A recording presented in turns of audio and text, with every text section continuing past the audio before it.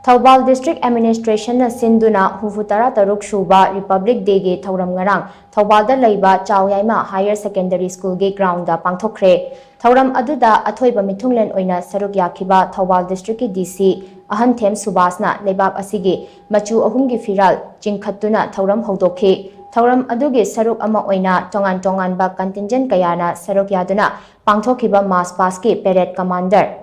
Tayan Jam Clinton na oikhi aduga Thoubal District ki DC Ahan Them Subasna salute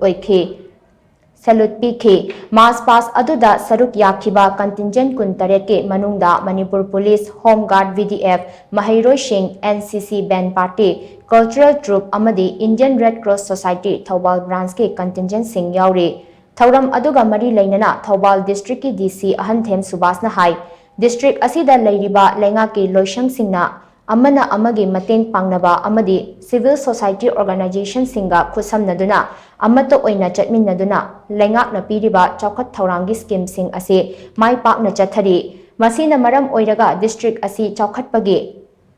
maikai romda yangna chatlakli masigi damakta lengaki loishang singda mathau tawriba amadi district asigi miyambu thagatpa phongdokhe district asi health sector gi lamda Yenglurabasu yamna ahongba purakle District Hospital Thoubal da Pradhan Mantri National Dialysis Program District Early Intervention Center DEIC mapungfana chalaiba hauragani PMABHIM gi makhada 50 bedded critical care block amadi Integrated District Public Health Laboratory kanna semgatle Nikshay Mitra Program gi makhada National TB Elimination Mai Pakna Chathari District Asigi Senior SP Rakesh Balwal gi Luching makhada Thoubal District Police na lona thingkraba lalhulok kaya gi Kedar Singh Phabaga loinana khusu khulai kaya marum fagat pangamkhre District Asida ahanba oina Hit and Run Motor Accident Scheme 2022 gi makhada victim oihauraba singda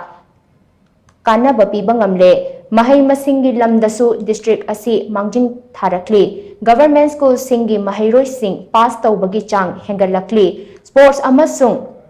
Extracurricular Activity Dasu District Asigi Mahairoi Singh Yamna Haithoi Singthoiba Hengalakli Journal Education Office Asisu Singtha Ningai Oiba Manakaya Fangkre Haiki Republic Day gi Thouram aduda lengaki tongan ba loishang singda mathau tauba khangatlaba